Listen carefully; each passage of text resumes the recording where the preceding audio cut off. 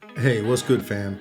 So in this video, I'm going to take this drum break and I'm going to show you the sort of stuff that I would do to it on the SP-404 MK2, from chopping the sample to layering it with other drum samples and my approach to effects when I'm shaping the sounds. I chose this little drum break because in this chunk, there's 2 kicks, 2 snares and 2 hats that I can get out of it. And that'll make up our main snares, our main kicks and our soft kicks, soft snares, etc. Alright, so let's warm it up a little bit. The first thing I'm going to do is I'm going to add Cassette Sim to bus 1. And I've got everything set to 0. This is a subtle thing, but it's one of my favorite sounds. So with.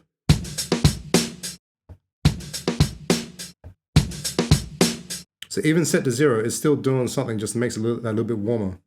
On bus 2, Compressor. And again, everything is set to 0 like before. And level is on about 68-ish. So something below 70 will stop it from getting too loud.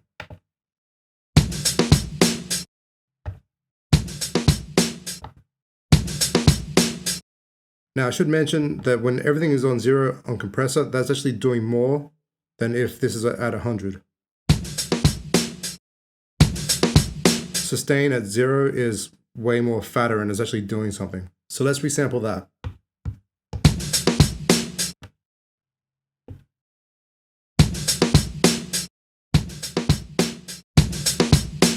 Alright, so let's chop this thing. I'm going to go for the kicks and the snares first.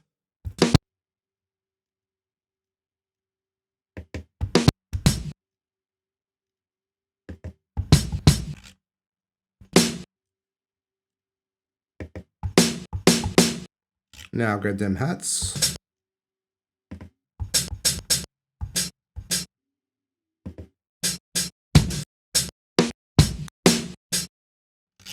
Alright, so now I'm going to assign these to the pads. My layout when I do this is I'm going to have the 2 kicks here, 2 snares here, 2 hats here.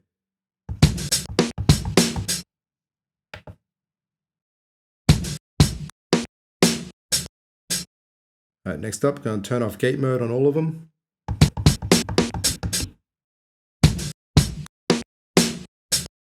And the first thing I can hear that I want to do is go into envelope and just with each one set the release to 1.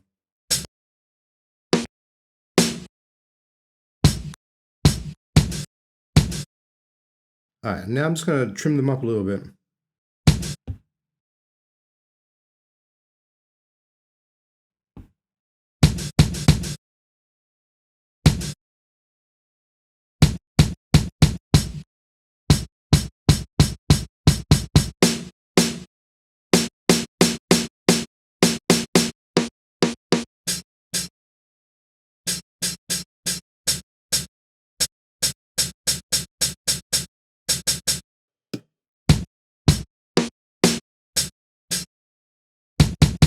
So with this kick, what I want to do is I'm going to layer another kick underneath it.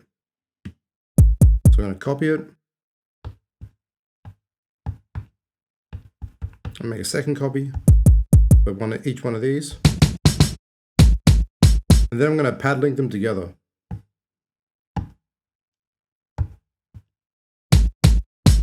And for this snare, I want to layer a clap underneath it.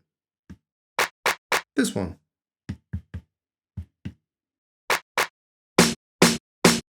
So I'm going to pad link those 2 together.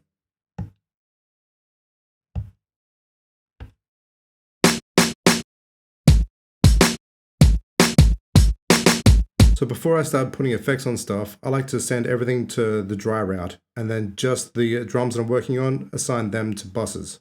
This means that if I'm running different effects on the kicks, when I hit the snare still sounds dry and I can get an idea of how they work together.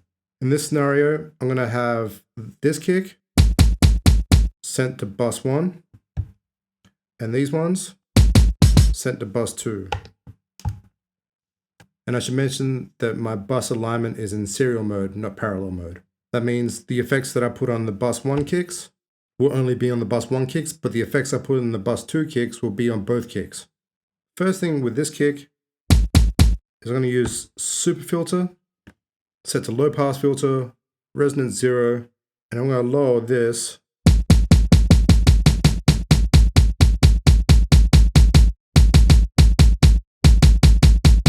to about there. So I'm getting just the thump to go underneath the other kick.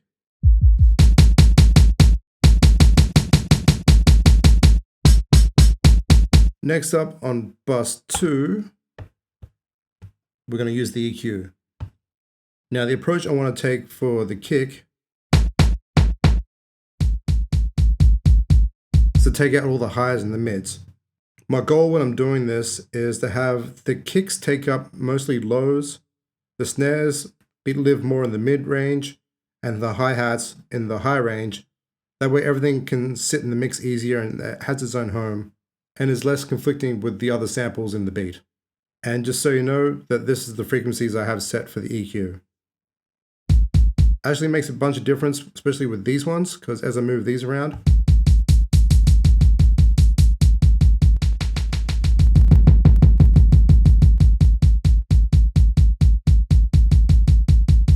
let's just tweak this a little bit more of that.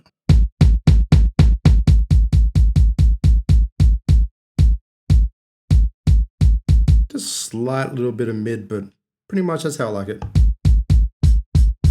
Now, something I should point out is there is a big difference between isolator and EQ and how they sound. And sometimes one is better than the other one, and I like to usually test out both. So while we're here, I'll do the same thing, so a little bit of lows, but taking out most of the mids and the highs. So mids, highs, you're gone. Boost lows a little bit.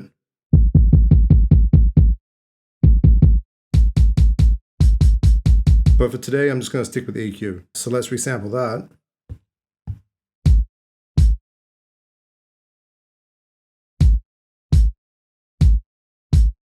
Next up, let's look at the snare. For the snare, I think I'm going to keep everything on bus 1. And my goal here is to take this clap and blend it in with the snare. So the more effects I put on the snare with the clap on it, the more they'll sound like they belong together. Something that might add some personality to the snare is Crusher. Now I'm going to set this to about 70-30 is usually pretty good for me. And let's just play around with it.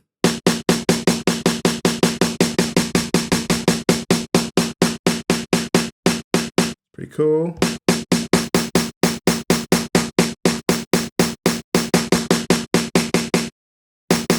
I think I like that.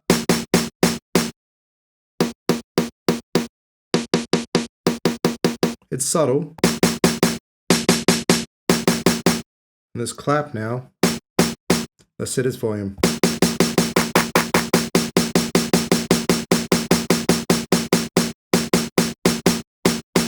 That's kind of cool.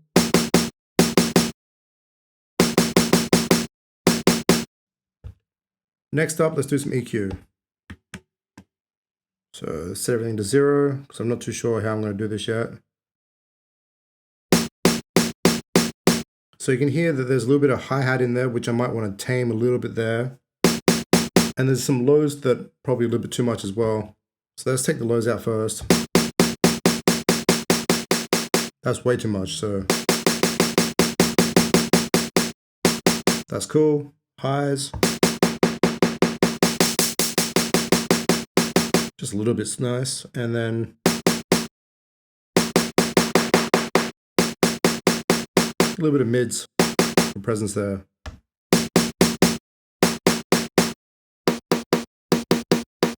Not much of change in that, but that's cool.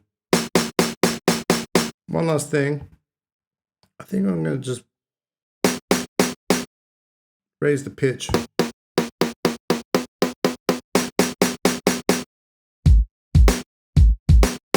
I think I like that better.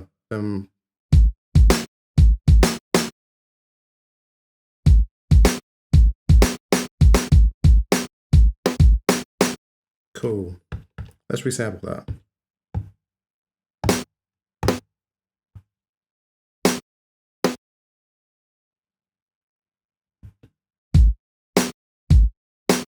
Alright, last one. Let's do the hats.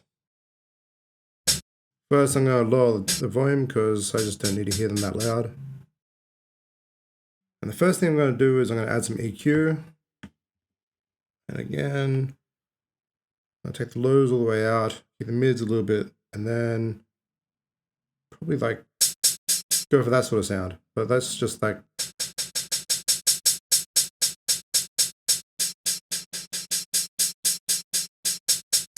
that's kind of cool.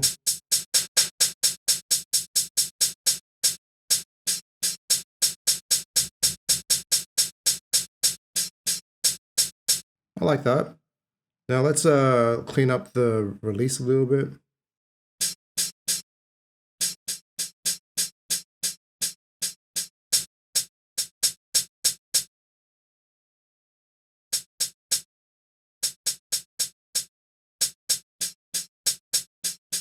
Cool.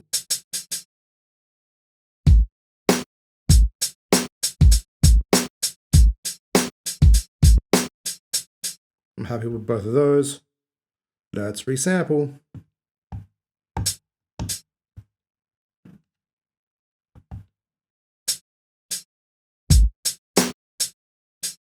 Alright, so now that I've got my basic kicks, snare, and hats, I'm going to copy these to another bank where I've got some space.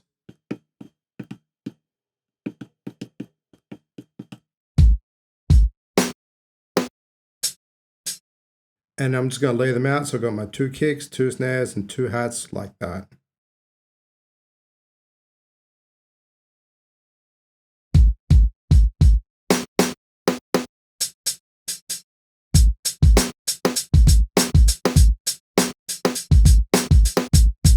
So you might have noticed listening to it that the hi-hats in my original sample are panned to the right.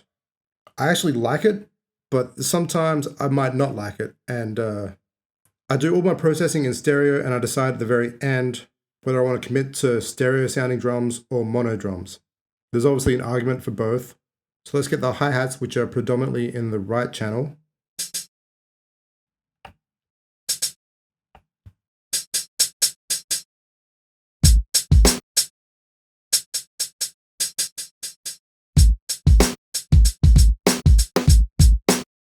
And say with the kicks,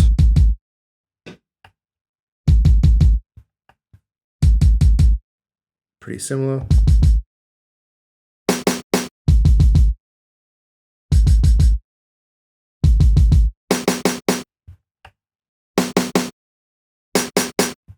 I don't know, I like the snare to still be stereo for this one.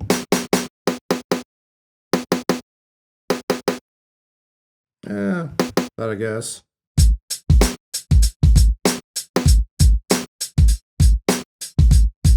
I don't know. For this particular samples, I'm going back to stereo.